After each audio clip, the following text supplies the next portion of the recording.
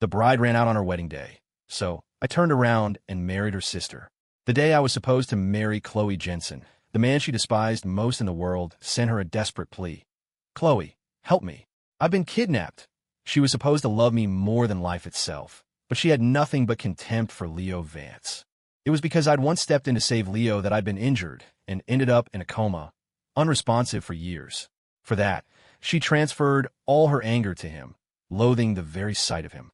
3 years later, I woke up. She threw her arms around me, trembling with excitement. "Ethan, we can finally be together forever." She seemed to love me as much as she always had, but I started noticing something.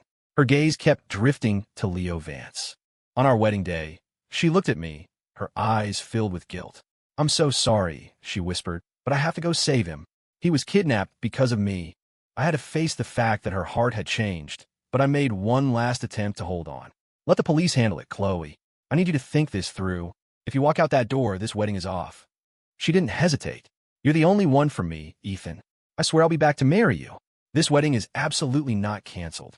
With that, she left me standing at the altar, a spectacle for the entire city to laugh at. I looked out at the guests, my eyes landing on Chloe's stunningly beautiful sister. I walked over to her. "Chloe was right about one thing," I said. "I'm not canceling the wedding. But who the bride is, that's not so important." After rescuing Leo Vance and spending 7 days by his side at the hospital, Chloe Jensen finally remembered me, the fiancée she'd abandoned at the altar. By the time she came looking for me to fulfill our marriage contract, I had already returned from my honeymoon. Later, she searched for me frantically on a night of torrential rain, only to find me standing with another woman. The woman was gorgeous, her eyes cold and proud. "Chloe," she said, "call me your sister-in-law." Pain, a sharp, piercing pain brought me back. I slowly opened my eyes. 3 years ago, I was about to marry Chloe. I was lost in the joy of finally making her my wife when the accident happened. I'd seen Leo Vance getting beaten up by his then-girlfriend and her friends, and I stepped in to help. He was incredibly grateful, but still went crawling back to the woman who had just betrayed him. In the end, his girlfriend blamed me for everything. She ambushed me on my way to work, looking for revenge. The night before my wedding, I was left bleeding in an alley, and I slipped into a coma. I've been lying here for 3 years. "Mr. Hayes, you're finally awake." A familiar, tearful voice cut through the fog. I opened my eyes to see Maria, our housekeeper, looking at me with tears streaming down her face as she frantically mashed the nurse call button. Doctor, Mr. Hayes is awake." Maria gripped my hand, crying with joy. "Mr. Hayes, you're finally back. I'm calling Miss Jensen right now. You have no idea, sir. These past 3 years, Ms. Jensen has been a ghost of herself. There were times she was so low, she could barely go on. She was here with you every single day, finding the best medical teams for you. She even managed your clothes, your food, everything all by herself. She never let anyone else do it. I knew Chloe was good to me. I knew she loved me. If it weren't for that accident 3 years ago, we would have been married long ago." Hearing Maria's words chased away some of the confusion and fear that came with waking up. I propped myself up against the headboard, my voice still weak. "Maria, where's Chloe? If she'd been by my side day and night, why wasn't she here the moment I woke up?" Maria's expression turned complicated, and she fell silent for a long moment. Just as I started to worry something had happened to Chloe, Maria sighed. "It's all that useless Leo Vance's fault. Ms. Jensen had to go clean up another one of his messes," she went on, her voice filled with disapproval for Leo. "Ms. Jensen can't stand that man. If it weren't for him, his ex-girlfriend would never have put you in a coma. He's been nothing but trouble for her these past few years, and she's always the one who has to bail him out. She hates him, she really does. She can't even stand to look at him." I listened in silence. If Chloe truly despised someone, would she help him again and again? Everyone said she was deeply in love with me, and I believed them. But at this crucial moment, the moment I finally woke up, she was with Leo Vance, the man she supposedly hated. I shook my head, trying to banish the ridiculous thought. Maybe she just didn't know I would wake up today, I told myself. "How are you feeling?" A cool, clear voice sounded from above me. I looked up and met a pair of hazel eyes, clear, deep, like a spring pond you could gaze into forever. I shook my head, my voice hoarse. "I'm okay. Thanks, Doc." The woman's body tensed slightly. Her white coat couldn't hide her graceful figure. Her beautiful face, hidden behind a surgical mask, was perfectly sculpted, clean, and sharp. Her name was Serena Kane. She was Chloe's sister. And though she was older, she was actually 5 years younger than me. I'd heard she had no interest in the family business and was dedicated to medicine. After I fell into the coma, I'd been in her hospital's care. Your initial scans look clear. Just focus on resting. If you have any issues, come back for a checkup. Serena took off her mask and frowned slightly. Where's Chloe? Before I could answer, Maria jumped in. It's that Leo Vance again, causing trouble for Ms. Jensen. She's always cleaning up his messes. Sometimes she's so busy with him, she can hardly look after Mr.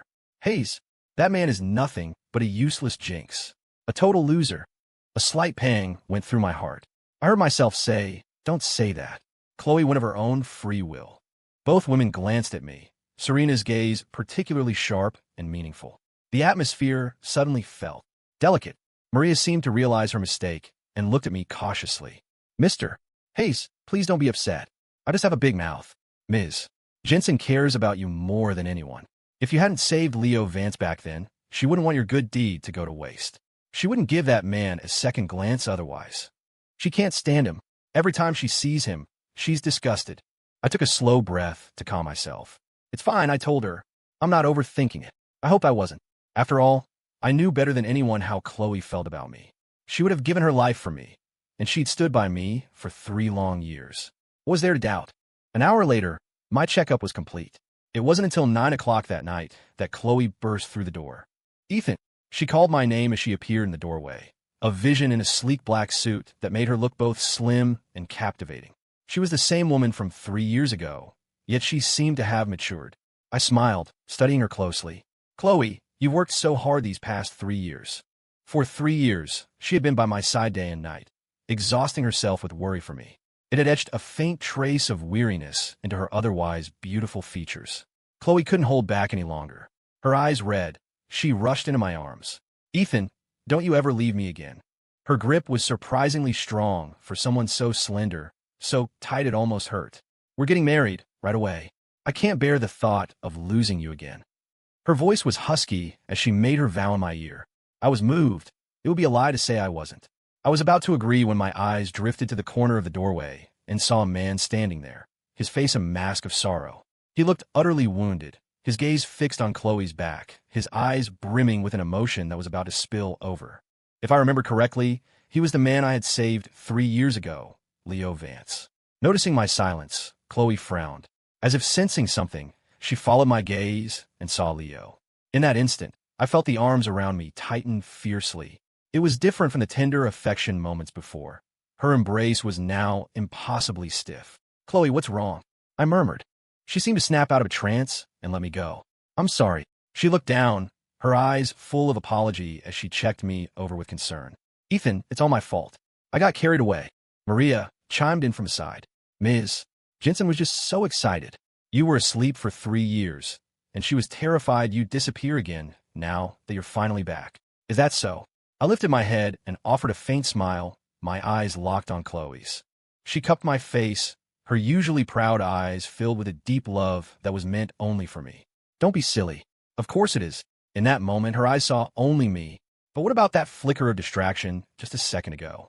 Who were you thinking of then? Leo, realizing we'd seen him, hesitated for a moment before stepping inside. Mr. Hayes, you're awake. That's great. He smiled at me, but it was a timid expression, as if he were both respectful and afraid of me. Chloe's brow furrowed in annoyance. I told you go home. What are you doing here? Leo just stood there, offering no explanation, only a polite smile. He looked just as he had 3 years ago, gentle, refined, and a little weak. It's fine, I said softly. You can sit. Chloe's face remained a thundercloud, as if his very presence was an offense. Leo, naturally, didn't dare say anything more, just stood there awkwardly. I sighed and looked at Chloe. He didn't do anything wrong. You don't have to be so hard on him.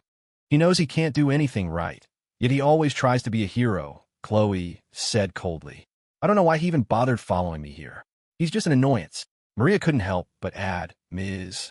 Jensen is right. Mr. Vance, you really are a magnet for trouble. It would be better if you just stayed away. You're bad luck. At that, Chloe shot Maria a cold glare. Since when do you have a say in this? Not just Maria, but I was taken aback too. Maria was my longtime caretaker, and Chloe had always treated her with the utmost respect. To hear her speak so harshly now was shocking. I frowned, a knot tightening in my chest.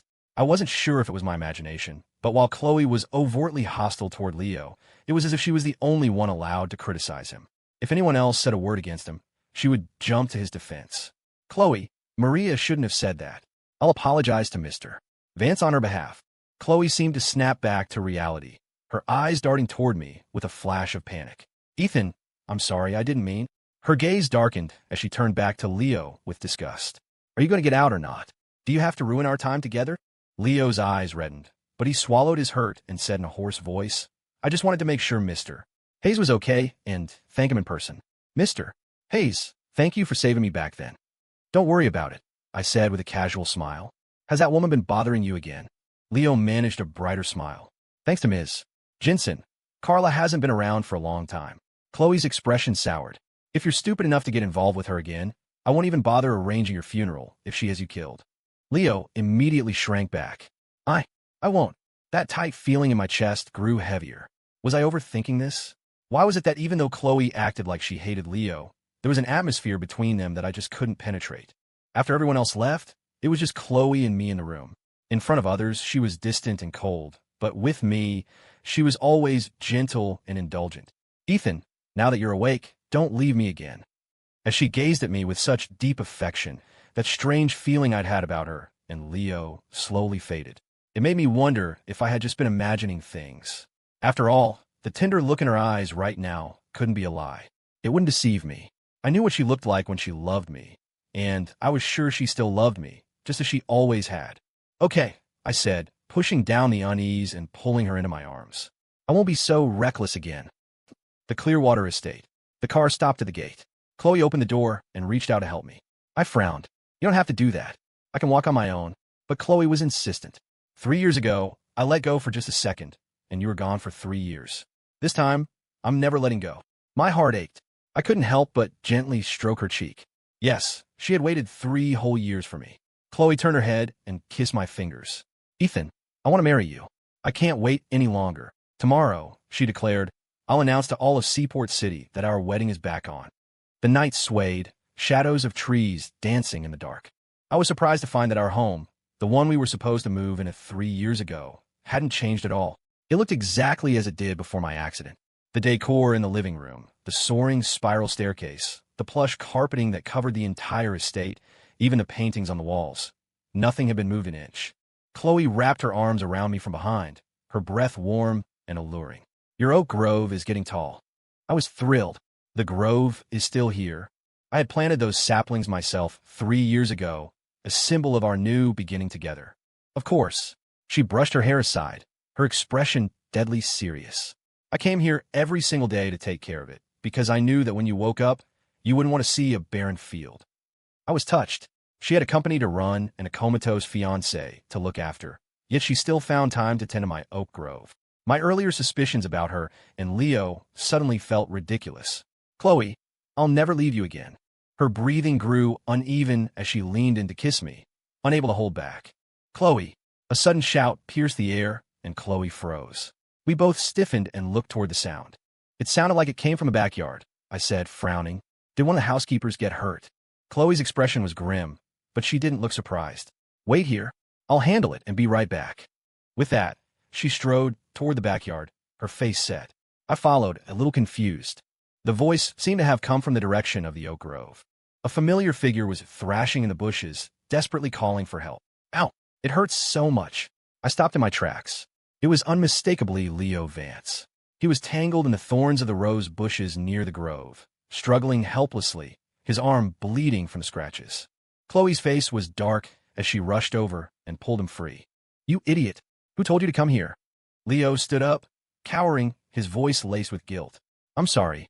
I just wanted to help take care of Mr. Hayes's oak grove. Chloe's expression shifted, but her tone was still harsh. How many times have I told you? I don't need you to do these things. You'll only get yourself hurt and make a mess. Leo shot back defensively, but I was just trying to repay Mr. Hayes. What does it have to do with you? Then, he looked at me with remorse. Mr. Hayes, I'm so sorry. I didn't mean to disturb you. I don't know how else to repay your kindness, so I can only do these small things. I walked over. It's fine, I said softly, as long as you're not hurt.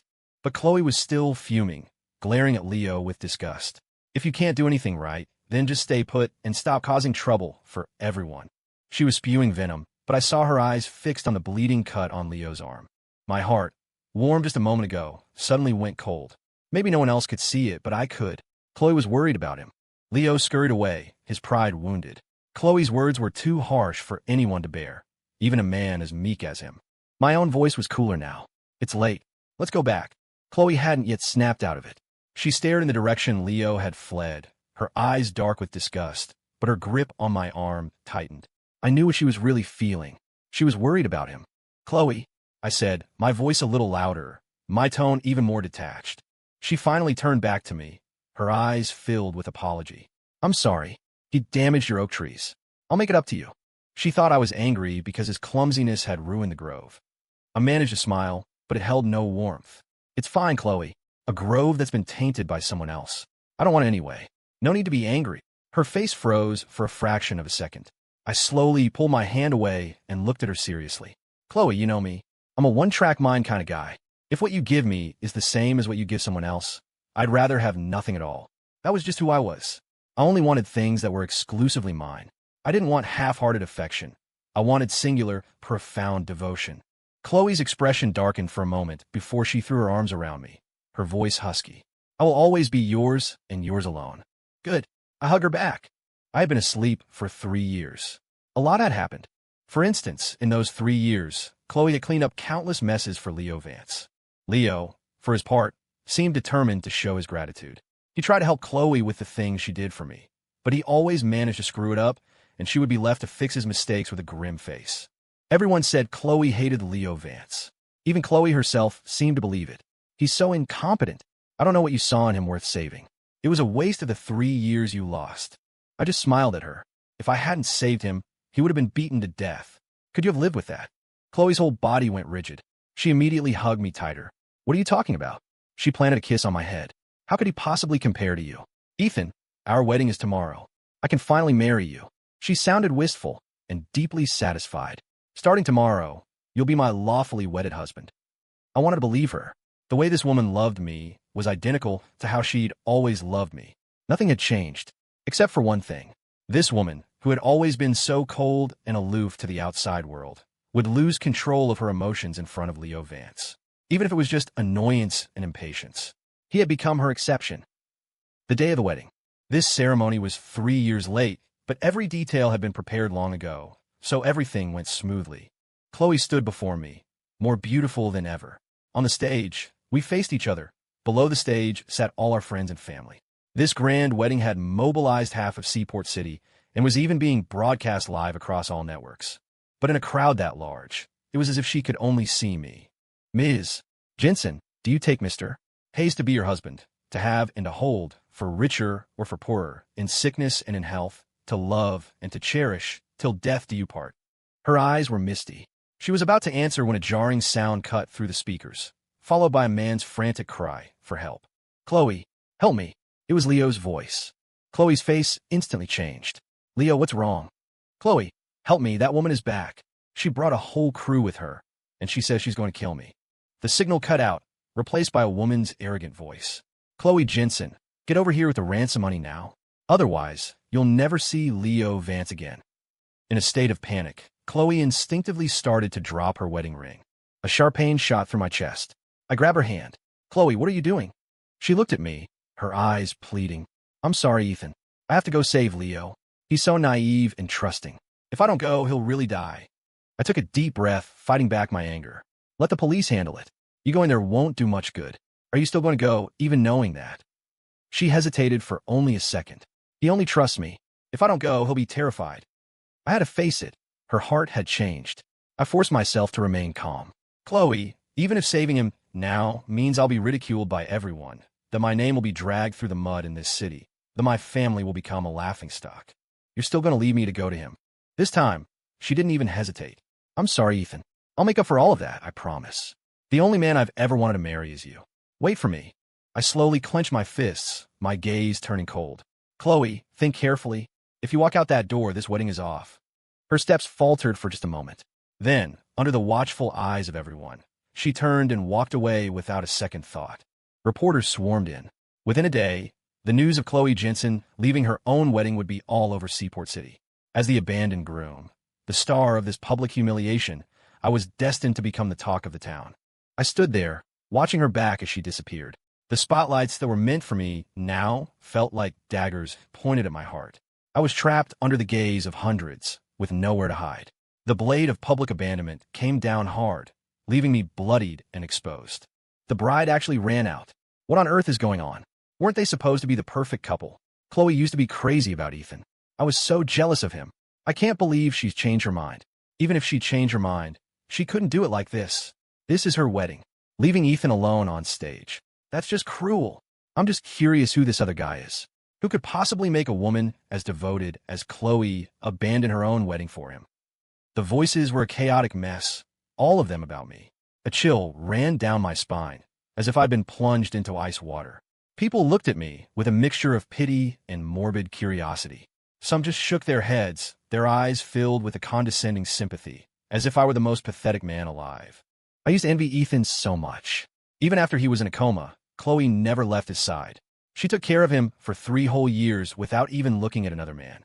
I can't believe she's with someone else now. I heard the other guy is the one Ethan saved. While Ethan was in a coma, the guy was always hanging around Chloe, and one thing led to another. Honestly, it would have been better if she'd found a complete stranger.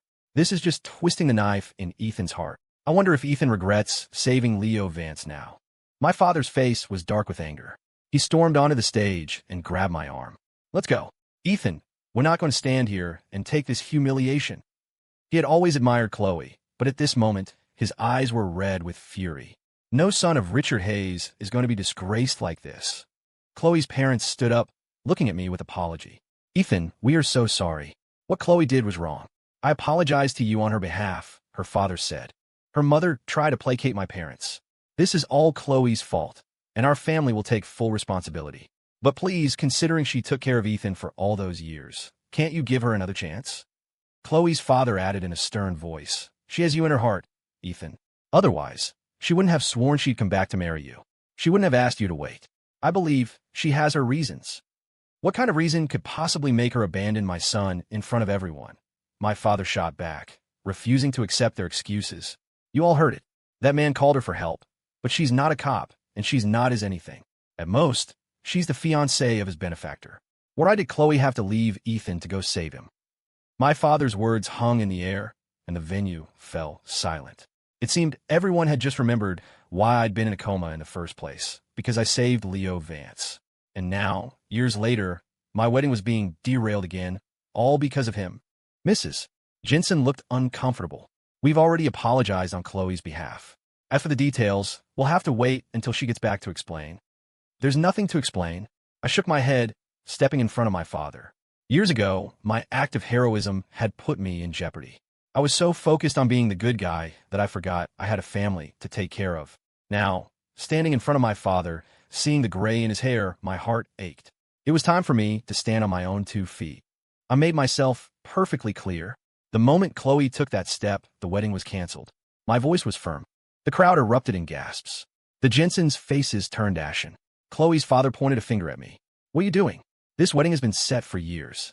You can't just cancel it. Everyone is watching, Ethan. You can't be so impulsive. I let out a cold laugh. The person who abandoned me at the altar isn't impulsive, but you're calling me impulsive? I know people protect their own, but this is beyond biased. Mrs. Jensen, who was about to scold me, suddenly stopped, her eyes turning red. Ethan, it's not that we don't want to defend you, but this is an emergency. We're suffering too. She dabbed at her eyes. You know she's a kind girl. Otherwise, she wouldn't have waited for you for so many years, never giving up on you even when you were in a coma. It's only natural that she'd want to go save Leo. Mr. Jensen immediately understood his wife's angle, and they exchanged a look. Your mother is right. The most important thing right now is to ensure Chloe and Leo's safety. Leo said on the phone that he was kidnapped. Chloe rushed off to save him. As her fiancé, your first reaction isn't to worry about her, but to cancel the wedding? Is that how you repay her for the 3 years she took care of you? He was a master of corporate doublespeak. First, he called Mrs. Jensen my mother to frame me as part of their family. Then he slapped me in the face, a warning that I shouldn't be causing a scene when I should be worried about Chloe's safety. I scoffed. First, this wedding isn't complete. I have no official ties to the Jensen family, which means Chloe's mother is not my mother. Second, a kidnapping is a matter for professionals, the police. The smartest thing we can do is not get in the way and provide any useful information we have. Chloe is surrounded by bodyguards. She went straight from the wedding. Unless she willingly walks into danger, her security detail would never let her get hurt. If she were truly walking into a death trap, you two would have been the first ones out the door, wouldn't you? After all, Chloe is your only daughter. The Jensens were silent, their faces turning ugly. My voice was devoid of warmth. And finally, the only reason Chloe is being so reckless is that her concern for Leo Vance has completely clouded her judgment. That was her choice. She chose to risk everything for love. What more can I say? They were speechless. I turned to leave, but Mr. Jensen's low voice stopped me. Ethan, think this through. If this wedding is canceled, so is the partnership between Jensen and Hayes. For the Jensen family, it's a financial loss. For your family's struggling company, it's a death sentence. Mrs. Jensen's face hardened. We're trying to give you an out here, a way for both sides to save face. Ethan, you should know how important this wedding is. They'd finally dropped the pretense, revealing their true colors. Compared to their daughter and the family's bottom line, what was my humiliation? My father's eyes blazed with fury. The Hayes family has not fallen so far that we need to sacrifice our son's dignity for profit. Even if it means financial ruin, I will not let anyone make a fool of my son. I took a deep breath and stood beside my father. Dad, they're right. The wedding can't be canceled. My father's expression changed to one of disbelief. I shook my head slightly, silently asking him to trust me, then looked out at the audience. The hall was packed. An entire city was watching. Our wedding was supposed to be a grand affair, our love the envy of all. Instead, she had abandoned me in front of everyone, turning me into a citywide joke. So this was what it looked like when a woman's heart changed. I let out a self-deprecating laugh, my gaze landing on a figure in the crowd. Everyone else looked at me with pity, scorn, or morbid curiosity. Only she remained perfectly composed, not even a flicker of emotion in her eyes. Chloe Jensen's sister, Dr. Serena Kane, the most distinguished woman in the room. I walked up to her. The wedding is still on, I said calmly. Serena glanced up at me. Oh, while everyone else was in shock, she remained as cool as ever. I looked into her eyes. Serena, will you marry me? Serena sat there, poised and unruffled, as if she had already anticipated how this would all play out. She lifted her gaze, a ghost of a smile playing on her lips. Are you sure? I'm Chloe's sister, you know. The crowd finally snapped back to reality, staring at me as if I'd lost my mind. Mr. Jensen was apoplectic. Ethan, have you gone insane? Mrs. Jensen was just as shocked. I know you're upset about Chloe leaving, but you can't just pick a random woman to marry. She's not just some random woman, I said with a faint smile. To me, her sister is the best woman here. You know she's her sister, and you still have the nerve? Mr.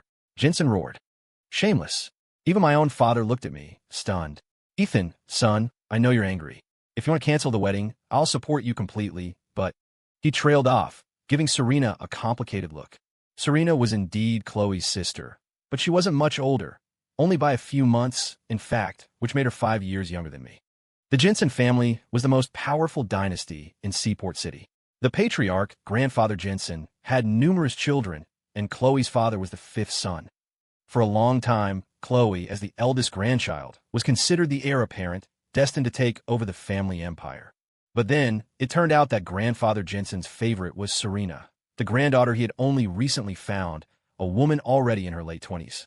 Her father was the patriarch's firstborn son with his first wife, a son who had died young, a source of lifelong grief for the old man. No one knew that this deceased son had left behind a daughter, whom his grandmother had raised away from the cutthroat world of the wealthy. Chloe's father had fought his way through a brutal succession battle among his siblings to secure his position. But it wasn't enough for him. His ambition craved more. Grandfather Jensen, wary of one branch of the family becoming too powerful, had tried to keep him in check. But then Chloe was born, the family's first grandchild, and she was brilliant, a prodigy from a young age. With her help, her father's faction grew stronger, and even the patriarch had to start favoring them. It was at that moment that Serena was officially recognized by the family. Her return signaled a massive shift in the family's power dynamics, because as it turned out, Serena was the true firstborn grandchild. Grandfather Jensen had a colorful past. Before he built his empire, he was married to his first wife, who stood by him through the early struggles. But like so many stories of success, she became the wife he left behind. Their son's early death had been a lingering sorrow for him. Later, grandfather Jensen founded the Jensen Corporation, became the wealthiest man in Seaport City, and had countless children with an unknown number of women. In his old age, however, he found himself alone. But it hardly mattered. His descendants were numerous. No one in their social circle knew anything about his first wife, nor did they care. She was just a woman who had been cast aside. But years later, in a stunning turn of events, the old man reconciled with his first love. And it turned out their deceased eldest son had a child, Serena, who was only a few months older than his first granddaughter, Chloe. At first, everyone assumed Serena was an illegitimate child from one of his affairs. But when the identity of her father was revealed, a hush fell over the family. Serena was welcomed back, but she kept her grandmother's surname, Kane. Chloe's father was vehemently opposed. Just when he thought the entire inheritance was within his grasp, Serena appeared to challenge him and Chloe for the position of heir. He saw her as a thorn in his side. "Father, even if she is my brother's biological child, what does she have to do with the Jensen family? She may have your blood, but her name isn't Jensen. What right does she have to be an heir?" "Shut your mouth, you insolent boy." The response was a sharp slap from his father. "Even if her name isn't Jensen, she is my flesh and blood. How dare you say she has no right? I'm not dead yet, and all you can think about is my money. Do you even see me as your father anymore?" Grandfather Jensen was furious, and Chloe's father had no choice but to back down. But the idea of splitting the inheritance he'd fought so hard for with a relative he barely knew left a bitter taste in his mouth. The two factions of the family had been clashing behind the scenes for years. Serena's presence at Chloe's wedding was merely a performance to keep up appearances and not embarrass the old man. My own father sighed heavily, pulling me aside and whispering, "Even if you're angry, you can't drag Serena into this. You know how complicated her relationship with the Jensens is." "Dad," I interrupted, "you heard them. We can't call off the wedding." I looked up, meeting the icy stares of Chloe's parents. For our family, canceling this marriage would be a devastating blow. The only way to save our company is to merge with the Jensens through marriage. But as for who I married, that was none of their business. "Ethan, so you do understand that the Hayes family needs this marriage." "Mr. Jensen cut me off before I could finish, his face livid. "It's not Chloe begging to marry you. It's you who needs to marry her. Since you know what's good for you," he continued, "stop throwing a tantrum and talking about canceling the wedding." Mrs. Jensen stepped forward, her initial apology replaced by impatience. "Ethan, we were trying to be reasonable. Chloe has invested so much in caring for you these past 3 years. She told you she would come back and marry you. Why are you making such a big deal out of this one little thing?" I burst out laughing. "So now, Chloe leaving me at the altar is my fault." I paused. "You're right. I never intended to cancel the wedding." Their expressions softened. Just as they were about to speak, I turned my attention back to Serena. Chloe isn't the only woman in the Jensen family available for marriage. I took another step closer, locking eyes with her. "Dr. Kane, you haven't answered my question. Will you marry me?" A dead silence fell over the room. No one seemed to have expected me to be serious. "Ethan," Mr. Jensen roared, finally realizing what was happening. "You threw a tantrum and said some outrageous things, and I let it slide. But if you truly intend to drag my family's name through the mud, don't blame me for what happens next." I ignored him, my gaze fixed on Serena. Beside him, Mrs. Jensen tugged on her husband's arm, looking at me with contempt. "Forget it. Let him continue. Serena is famously aloof and has no time for men. Do you really think she would agree to marry him under these circumstances? This will only make Ethan an even bigger joke. All right, let's get married." Before Mrs. Jensen could finish her sentence, Serena's cool voice cut her off. She looked at me, a hint of a smile in her eyes. Those stunning eyes, a mix of warmth and indifference, looked both passionate and detached. I watched as Mr. and Mrs. Jensen's faces went from shock to pure, unadulterated fury. They were rigid with rage, but didn't dare say a word, only glaring at Serena. "Serena, what do you think you're doing?" Mr. Jensen managed to choke out. "Nothing much." Serena looked at me, a genuine smile now gracing her lips. "Weren't we talking about getting married? Are you coming or not?" A wave of relief washed over me. I walked to her side and took her hand. "Then I'm in your hands, sister-in-law." The last two words were a soft whisper in her ear. Serena glanced at me, her expression unreadable, and let out a small laugh. "You're a bold one. Weren't you afraid I'd say no?" This was a high-stakes gamble. If Serena had refused, I would have become the biggest laughingstock in the city. I didn't say anything, but only I could feel the sweat forming in my palm. I had to maintain a calm exterior. But you said yes, didn't you? She seemed to see right through my act. Without another word, she looked me in the eyes and said, one word at a time, since we have a wedding ready to go, let's get married right now. What do you think? The room was once again plunged into a deathly silence. I saw the Jensen's faces, which had turned a shade of sickly green, and felt a strange sense of satisfaction. I took Serena's hand. She stood up, a vision of pure elegance in her white dress. Standing beside me, she truly looked like a bride. I looked into her eyes, finally letting out a breath I didn't know I was holding, and led her onto the stage under the stunned gazes of everyone present. Just before we stepped up, she leaned in and whispered in my ear, "You knew I'd agree all along, didn't you?" I froze for a second, my eyes darting to her. But Serena simply turned her gaze forward, taking her place at the center of the stage. I pushed my thoughts aside and smiled out at the crowd. The wedding continued, just as Mr. and Mrs. Jensen had insisted. Even with Chloe gone, the ceremony had to go on. The Hayes family needed this marriage to maintain our precarious position. I had just woken up from a 3-year coma. In the eyes of many, I was a write-off, a broken man. Starting today, I had to show them that even with a 3-year gap in my life, I was still Ethan Hayes. The vows originally written for Chloe, I now recited to another woman. Under the watchful eyes of our guests, we exchanged rings. Mr. Hayes, do you take Serena Kane to be your wife, to have and to hold, from this day forward, for better, for worse, for richer, for poorer, in sickness and in health, until death do you part? I do, I answered without a shred of hesitation. The officiant wiped a bead of sweat from his brow, looking as if he'd never witnessed such a spectacle. A bride running out was one thing, but for the groom to immediately find a replacement was another entirely. Dr. Kane, do you take this man to be your husband, to have and to hold, from this day forward, for better, for worse, for richer, for poorer, in sickness and in health, until death do you part? Serena looked at me, her gaze seeming to pierce right through to my soul.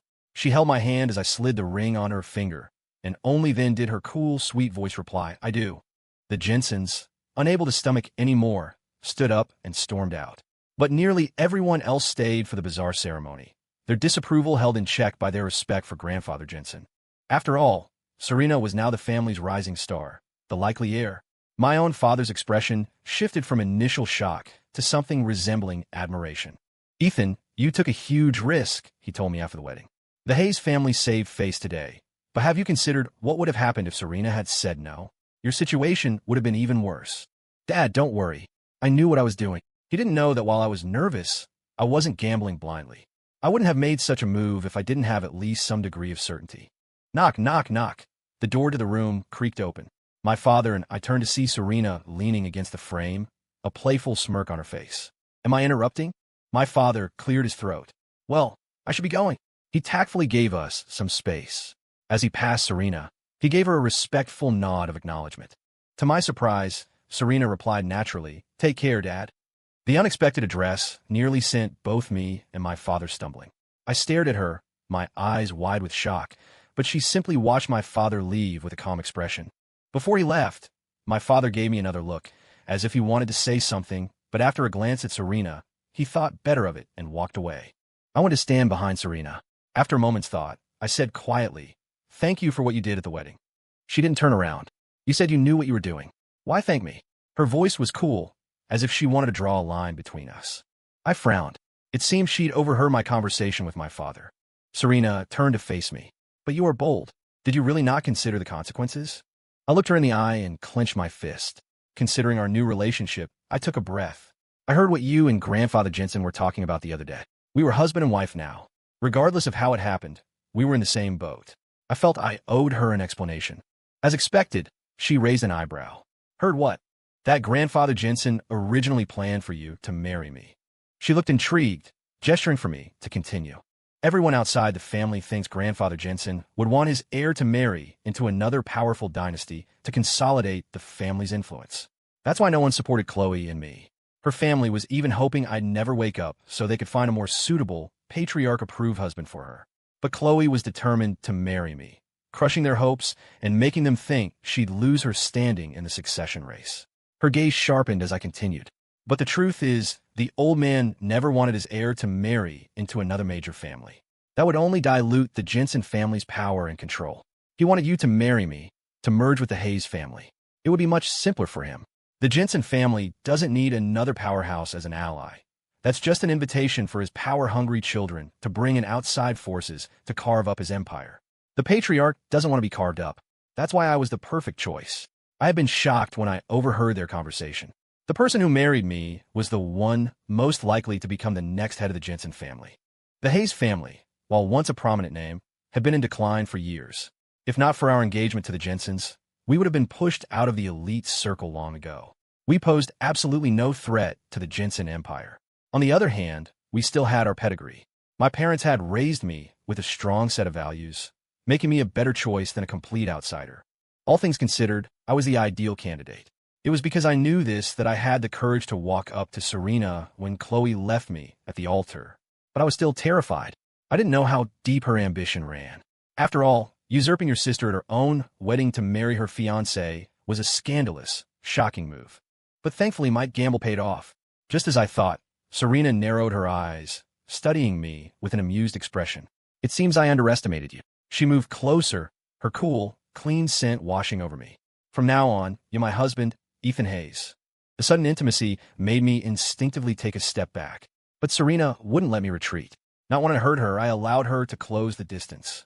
My back was against a hard wall, but in front of me was her soft, fragrant presence. I was trapped in her intoxicating aura, my senses overwhelmed by her scent. Serena. I shifted uncomfortably. Don't push me. I was a perfectly normal man, and she just so happened to be my wife. Just then my phone rang. Right in front of me, Serena pulled out my phone. The name Chloe flashed across the screen. My breath caught in my throat. For a bizarre moment, I felt a pang of guilt like a man caught in an affair. Seeing Chloe's name was like having a bucket of ice water dumped over me, extinguishing any heat I'd felt. I would never forget the image of her abandoning me at the altar for Leo Vance. But I also couldn't forget the 3 years of tender care she'd given me at my bedside. She hadn't just stopped loving me, or maybe she had, and had just fallen in love with someone else. I couldn't blame her, but I couldn't forgive her either. Serena saw the hesitation in my eyes. She took my hand and held the phone up to me. Answer it, she commanded, her tone steely. I frowned. I don't want to hear her voice right now. Serena's lips thinned in displeasure. You don't want to, or you don't dare? I didn't answer. She gave a mocking smile and, with a light tap of her finger, answered the call. My eyes widened. Before I could react, Chloe's voice came through the speaker. Ethan, are you there? My chest heaved with a wave of intense emotion. I wasn't ready to face her, but Serena was forcing me to. I looked up and met her proud, challenging gaze. I took a deep breath, forcing myself to calm down. Chloe, how are things on your end? She paused, likely catching the coldness in my tone. Ethan, I'm so sorry. I'll make it up to you, I promise. I'll give you another, even grander wedding. I shook my head. That won't be necessary. It truly wasn't.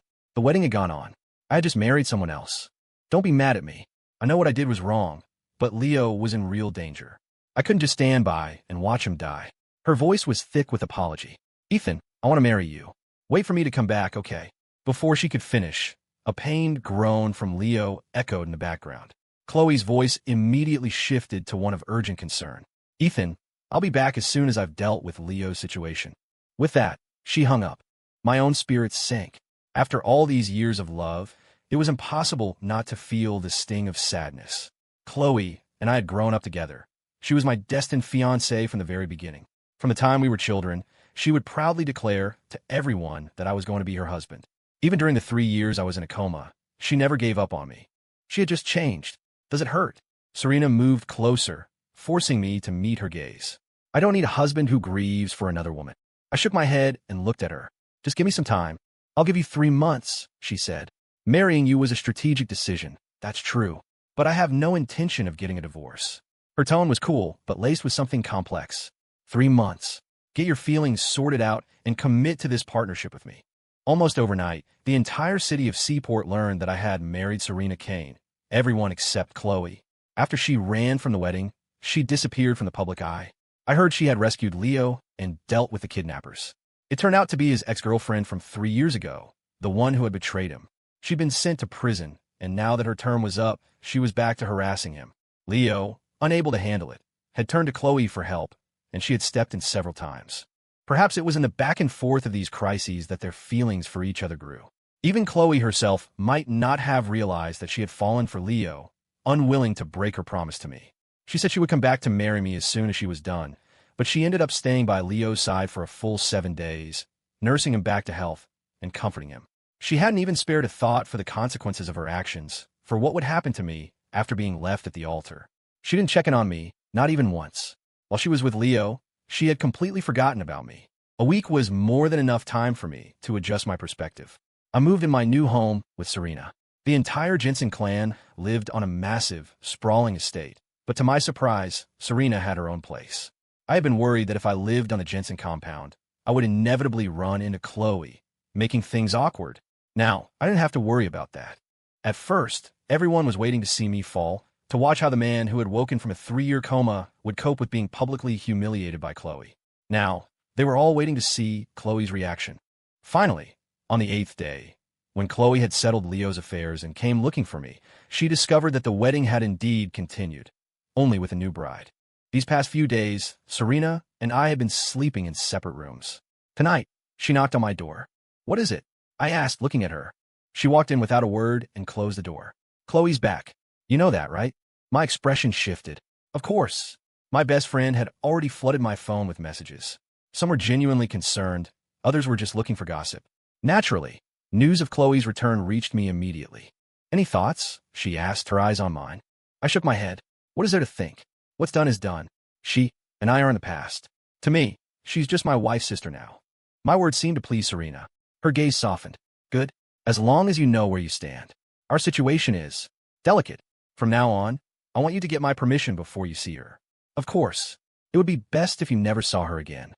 She sounded calm, but beneath the surface of her placid eyes, I could see a storm brewing. That night, she fell asleep in my arms. I held her stiffly, not daring to move. Just as I was about to drift off, I heard her whisper in my ear, "It's okay if you can't sleep now. You can sleep on the plane tomorrow." I looked at her, frowning. "Are we going somewhere tomorrow?" "On our honeymoon, of course," she murmured, snuggling closer. Miraculously, I fell asleep.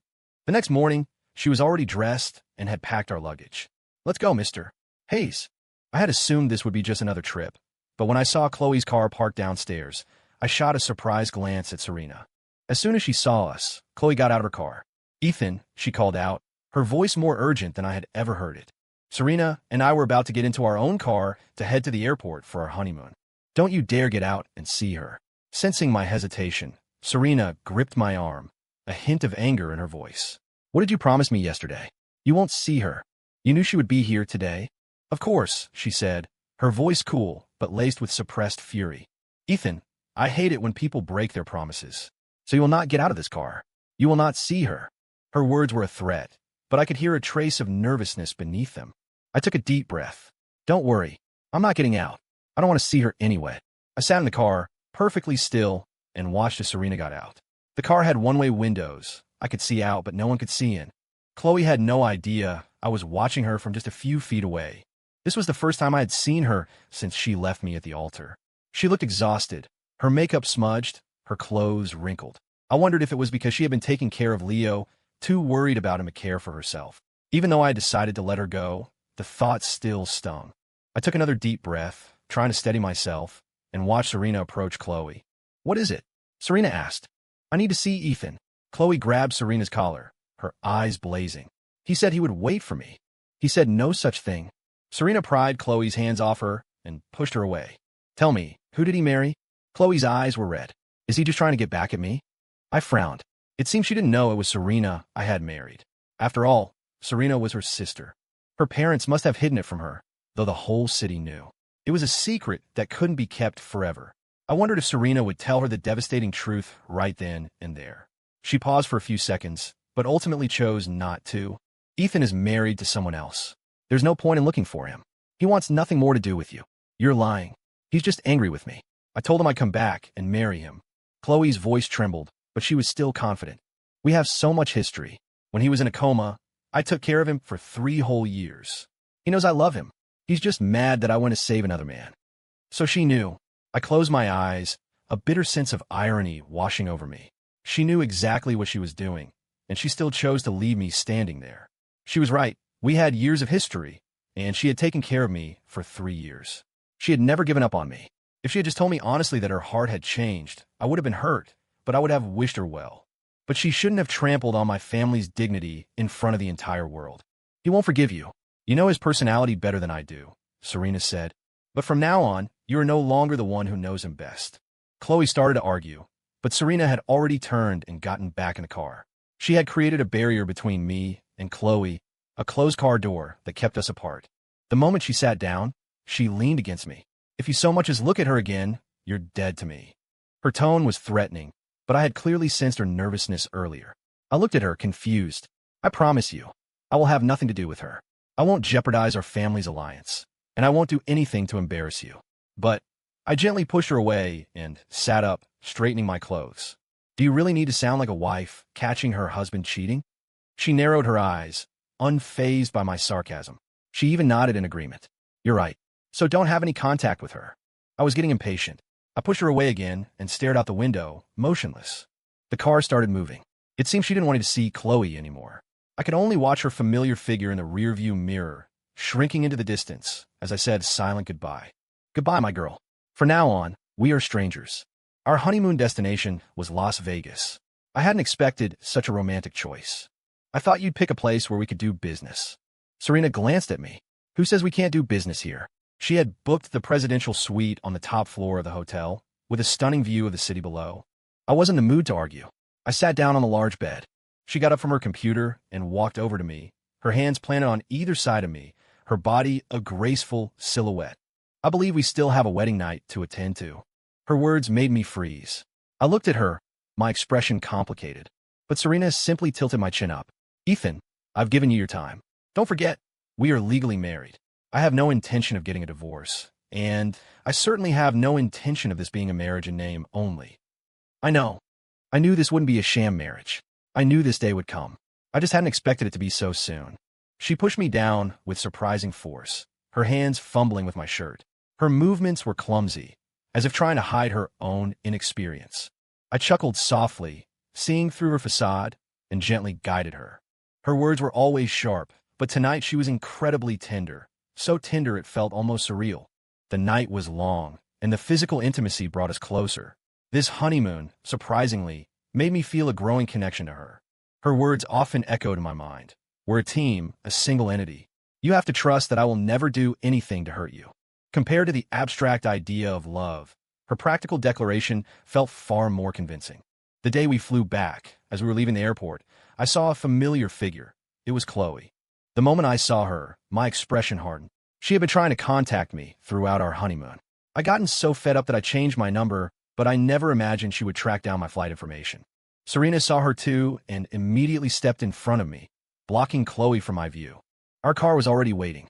I glanced back at Chloe and saw she wasn't alone. Leo Vance was with her, his eyes red as he pleaded. He's already married. Why are you so obsessed with him? He's just mad at me, Chloe muttered, pushing him away. He's just angry I left him to save you. As soon as I explain that he's the only one I love, he'll come back to me. Leo, despite his recent kidnapping, looked surprisingly well, probably thanks to Chloe's attentive care. I averted my gaze. Strangely, the heart-wrenching pain I used to feel was gone. Soon, we were back at our new home. It wasn't until we got out of the car that I realized Serena and I were holding hands. Our relationship had progressed rapidly on this trip. I cleared my throat and let go of her hand. Serena looked at me with concern. Are you not feeling well? I'm fine. Then why are you pulling away? She took my hand again. Was I too demanding these past few days? I'm sorry. You just woke up from a coma. I shouldn't have been so thoughtless. That's not the reason. I shot her a look. I didn't know if she was being serious or just teasing, but even if she had been more demanding, I could have handled it. Serena laughed, a rare blush coloring her cheeks. If you're ever uncomfortable, you need to tell me. I know. Her sudden gentleness was still something I was getting used to. As soon as we got home, my best friend, Sam, called. Do you have any idea that Chloe has been looking for you like a crazy person? Sam and I have been friends for years. He was thrilled when I woke up and had expected Chloe and me to finally get our happy ending. The reality had left him furious. Leaving you at the altar to go save another guy. I don't know what's wrong with her. If she loved you so much, she shouldn't have done something so hurtful. I forced a smile. Hearing Chloe's name now just left me feeling empty. She just hasn't realized she's in love with Leo. What she feels for me is more of an obligation. But I don't blame her. She took care of me for 3 years. Once she figures things out, she'll stop looking for me. You think so? From the way she's acting, I'm not so sure. Sam suddenly went quiet, then sighed. Ethan, you have no idea how insane she's been. She's searched all over Seaport City, practically turning the place upside down. Then someone leaked that you were on your honeymoon. She tried to go abroad, but her parents stopped her. After a few quiet days, she started investigating the woman you married, but she couldn't find anything. We were all too scared to tell her who it was. But I think she's starting to guess. It's just a matter of whether she's willing to admit it. I shook my head. He sighed and hung up. Outside, a light rain began to fall, quickly turning into a downpour that hammered against the windows.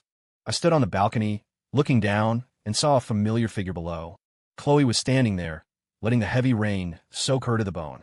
My heart skipped a beat. My first reaction wasn't pity, but a sudden realization. She probably knew. But then I laughed at myself. What was there to be afraid of? The whole city knew. She was bound to find out sooner or later. I was already prepared. What was there to feel guilty about? I turned around and saw Serena standing behind me, watching me in silence.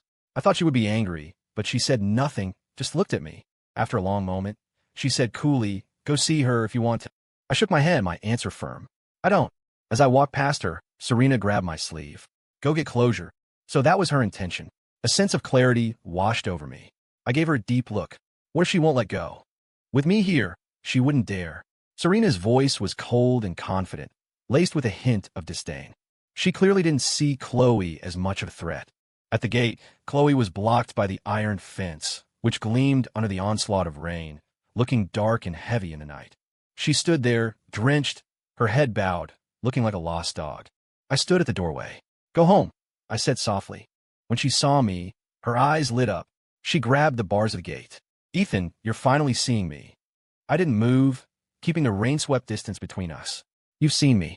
Now go home." My voice was too cold. She gradually calmed down, her dark eyes fixed on me. "Come home with me, and I'll leave." I suddenly laughed. In the middle of a storm, I was actually laughing. "You must have heard. I'm married now. It wouldn't be appropriate for me to go with you." Her body began to tremble. I had noticed when she arrived that she was deliberately ignoring the fact that I was married. But now that I'd said it so bluntly, she could no longer deny it. "Do you have to do this to me?" A sob escaped her throat. "They told me you were with my sister." I refused to believe it. "Even if you wanted to get back at me, I never thought you'd do it like this." "This isn't about revenge," I cut in. "It's because she was my best option." I looked at her calmly. "Chloe, you might have misunderstood. I was hurt when you left the wedding, but I don't hate you. I know you were good to me, and I know you looked after me for 3 years. You were good to my parents, too. So, let's just call it even." She stared at me, aghast, her expression so close to breaking that I almost felt a twinge of pity. But I held her gaze and said, "This is the best outcome for both of us. We shouldn't see each other again." "No." She lunged forward, grabbing my wrist through the bars. "Open the gate. Let me in. I'm taking you with me. I know you're mad at me. I know I was wrong. I shouldn't have left you, but I didn't have a choice. I know you couldn't just stand by and watch Leo die. You were worried about him. You love him. You just don't realize it yet." I was determined to shatter her denial, my voice calm and steady. "Don't worry. I wish you both the best." She looked like she was about to fall apart. "I don't love him. I love you, Ethan. Don't do this to me." "If you don't love him, why did you choose him over me without a moment's hesitation? You know it wasn't a life-or-death situation. There were police, bodyguards, and professional rescue teams. It wasn't up to you, but you still went because he's the most important person to you. Nothing in this world matters more than his safety. That's why you went. My pride and my dignity meant less to you than him. If that's not love, what is?" The color drained from her face as I spoke. In that moment, I felt a pang of pain myself. The person who once loved me so much had moved on. It was impossible not to feel sad, but a clean break was better than a slow, painful decline. Drowning in sorrow was unforgivable. I'd already lost 3 years. I couldn't let my own emotional turmoil drag down the people who cared about me any longer. And clearly, Chloe was no longer the one who loved me. At least, not the only one. She had fallen in love with someone else. "I didn't. I don't like him," she cried, looking at me with desperation. "Ethan, I've never liked him. The person I love has always been you." "Really? Can you even believe your own words right now?" I glanced past her shoulder. Leo Vance had appeared at some point, his face a mask of hurt. "Chloe, you really don't love me, he asked, his voice hoarse, his face streaked with rain. Chloe froze when she saw him. That single moment of hesitation was all the answer I needed. I pulled my hand away from hers. You should go to him. The rain is getting heavier. He was just rescued. His body can't take this.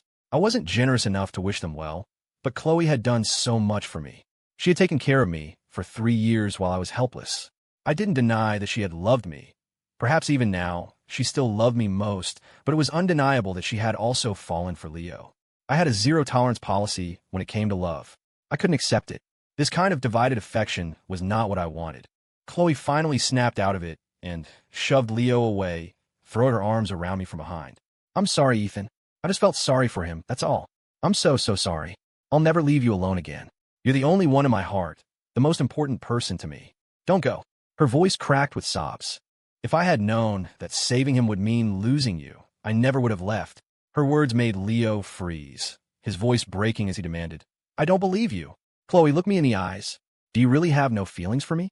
I know, I shouldn't be with you. I shouldn't have fallen for you. But we can't control our hearts. Ethan was just in your life first. If it wasn't for him, we would have been in love. Shut up. Chloe cut him off, her voice filled with rage. The only person I love is Ethan, and it will always be him. You and I are impossible. Stop lying to yourself. Leo shouted through his tears. You love me. If you didn't, why would you have left him at the altar to come to me? That was the same question I had been asking her. Clearly, Chloe couldn't answer it herself.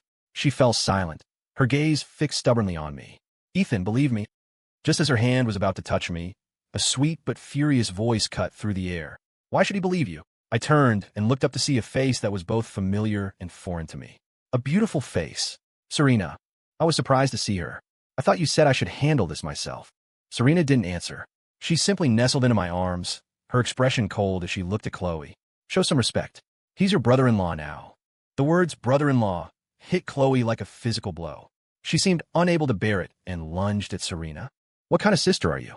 You knew I loved him. Why would you do this to me? Serena looked at her as if she had just heard the most ridiculous thing in the world. If you truly loved him, how could you have given me this opportunity?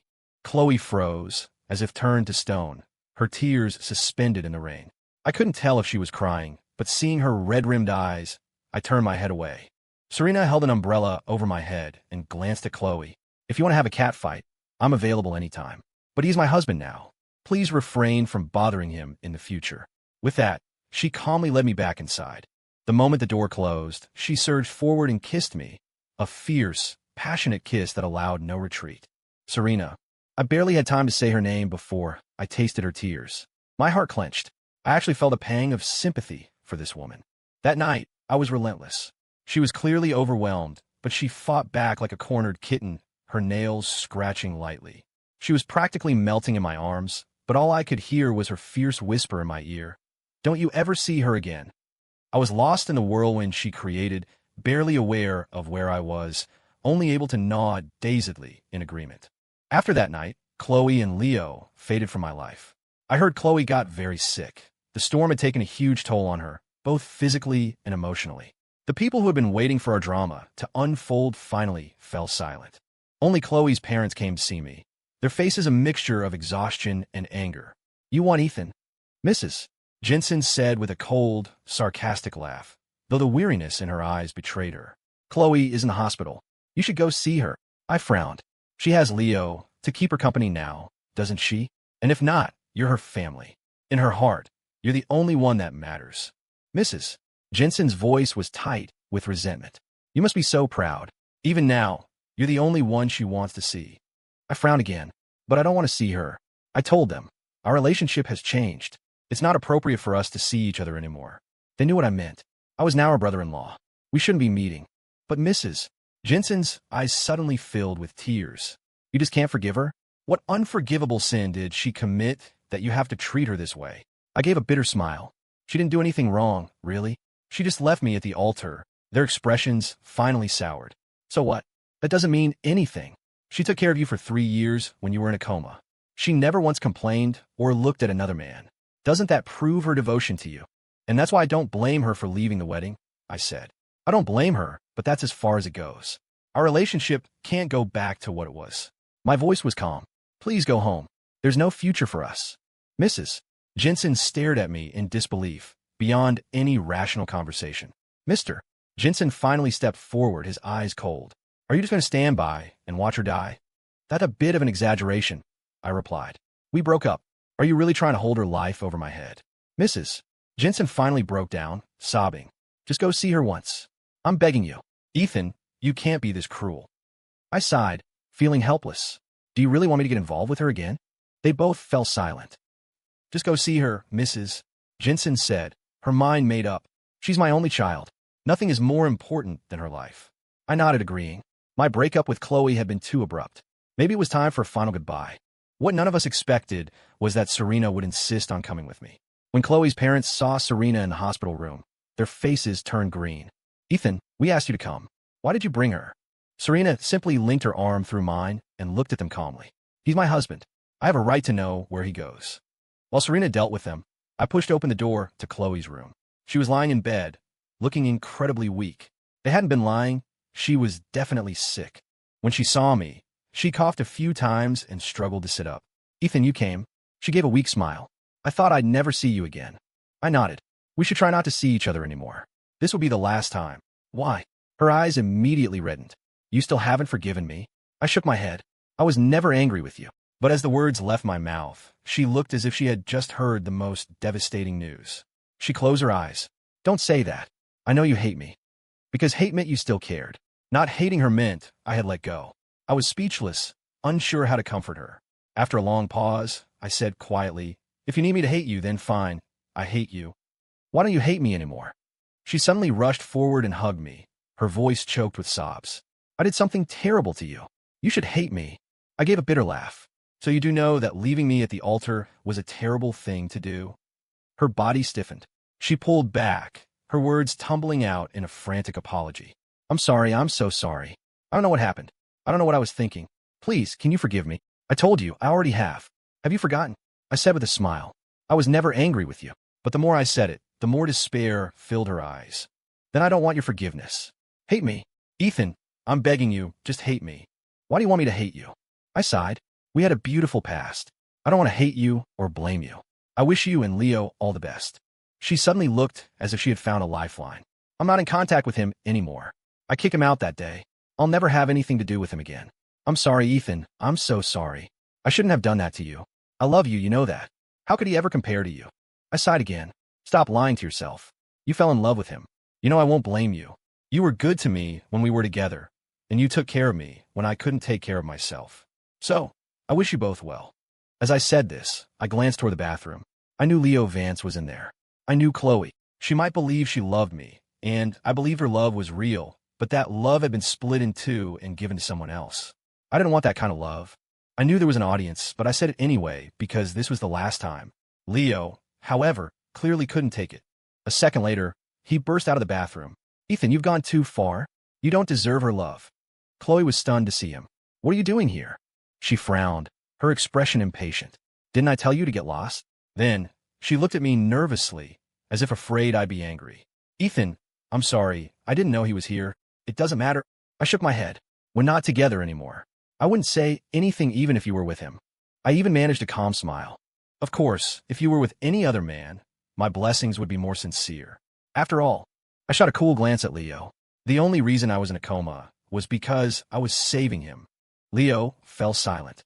After a moment, he said resentfully, I owe you for that, but Chloe doesn't owe you anything. How can you treat her like this? She loves you so much. Really? Weren't you the one just saying she was in love with you and didn't even know it? His expression faltered, and he was at a loss for words. No matter what, you're the only one I've ever loved. Chloe looked at me, her eyes red and tearful. I admit, I felt sorry for him, but compared to my love for you, it's nothing. You know me. I sighed. Chloe, I'm sorry. I can't accept a love that has any impurities. You should know that about me. Chloe's eyes finally filled with tears. What if I begged you?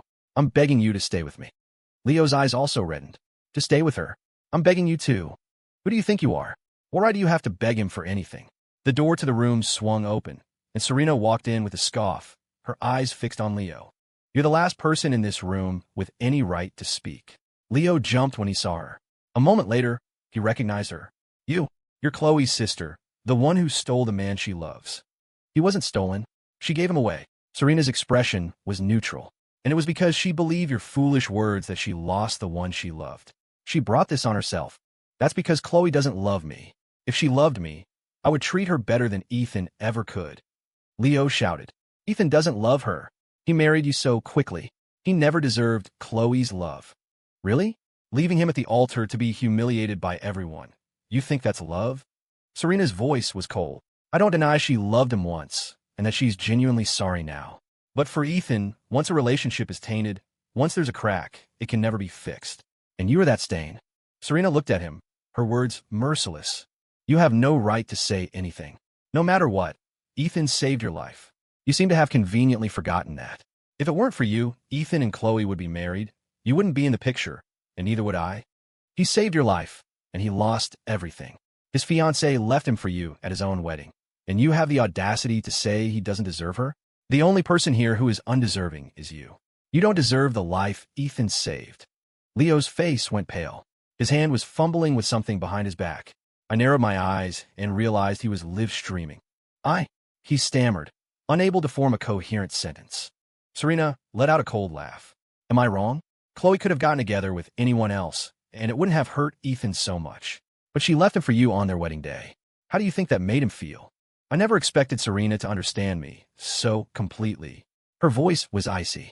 This is a dual betrayal. He was your savior, and instead of being grateful, you stole his fiancée. She then turned her mocking gaze to Chloe. I believe your feelings for Ethan are sincere, but your sincerity is a joke. To fall for a man like this just proves you're two of a kind. Chloe looked utterly devastated, her eyes filled with regret as she looked at me. I'm sorry, Ethan. It's all my fault. I shouldn't have left you. I promise I'll never see him again. I really have no feelings for him. Maybe a little pity, but the person I truly love has always been you. All feelings start with pity, I told Chloe. It's over between us. Even Serena understood me. How could she not know that I couldn't accept a tainted love? Chloe suddenly turned to Serena, her voice filled with desperation. And what about her? Can she guarantee that she'll love only you for the rest of her life? That her attention will never wander? She then looked back at me, her voice pleading. Ethan, I'll never make that mistake again. Give me one more chance. You're the only person I want to spend the rest of my life with. There's never been anyone else. You really never loved me? Leo asked, his voice choked with emotion. Yes. Chloe's answer was sharp and unwavering. I never loved you. Maybe I felt sorry for you, but I would never give up Ethan for you. Leo finally accepted defeat, dropped his phone, and left. The live stream was still running. Serena immediately ended it. Chloe's face went white, and then she gave a bitter laugh. To think I lost you because of a man like that. Leo had been live streaming from the bathroom, hoping to make me a laughingstock to show the world that Chloe had cheated on me. But in the end, he was the one who was humiliated. I never liked that Leo guy. You saved his life, and he steals your girl, without a shred of remorse, just putting on a sad act for Chloe. Sam said furiously. Thank God you have Serena. Those two got what they deserved. Otherwise, I'd be furious for you. After that night, I didn't see Chloe for a long time. I heard she and Leo never got together. His reputation in our circle was ruined, and though he had apparently tried to get help from Chloe multiple times, Sam told me she had ignored him completely. Since Serena was her sister, I thought we might run into her occasionally, but Serena made sure that never happened. I had always assumed our marriage was just a business arrangement, but over time, our relationship slowly deepened and improved. I did think about what Chloe had said. Could Serena guarantee she would be faithful to me? But then I realized that because I had no expectations, I didn't really care. I hadn't married her for love. We were together because it was a suitable arrangement, because we had shared interests and goals. Without expectations, there could be no disappointment. What I didn't expect was for her to give me a sense of security that went far beyond what I could have anticipated. Everyone joked that the Ice Queen had suddenly developed a case of lovesickness, turning into the kind of devoted wife she used to scoff at. She never made any grand promises, but her actions showed me that I was the only one for her. Most of my time is dedicated to my work. I only have a small fraction left for my personal life, she told me once, her gaze serious. Believe it or not, I don't have the extra energy to develop feelings for other men. I'm not an emotionally effusive person. I don't have Chloe's kindness, the kind that makes you feel pity and affection for others. It's true I'm cold-blooded, but I will never be cruel to you. When she said kindness, her tone was dripping with sarcasm. I couldn't help but laugh. All right, it's been a long time. You can let it go. Life went on, slow and warm. Serena became pregnant. The arrival of our child brought her immense joy, and people gradually forgot about my past with Chloe. I hoped she would be able to move on too. Later, at our child's first birthday party, Chloe, whom I hadn't seen in a long time, finally appeared. She didn't say anything. She had cut her hair and looked like the bright, vibrant girl she once was, just with a touch of maturity. She placed a gift in my hands. Serena watched her warily, preventing any prolonged contact between us. Chloe just smiled faintly. You don't have to be so tense. I'm over him. With that, she left the gift and departed. But when I later opened the letter she had included, I felt a wave of melancholy. She had written, I've let you go, but you'll always be in my heart. Ethan, when you were with me, I was a person full of feeling. I could love, I could hate, I could feel sympathy for others. I never imagined that this abundance of feeling would be what drove us apart, what made you leave my side. Only after you were gone did I become an empty shell, unable to feel love or hate. But by the time I realized this, it was too late. I had lost you completely. If I could do it all over again. The rest of the sentence was left unwritten, and I had no desire to read on. She was right. It was too late. I had my own life, and she had her future. I would walk my path, without compromise and without regret.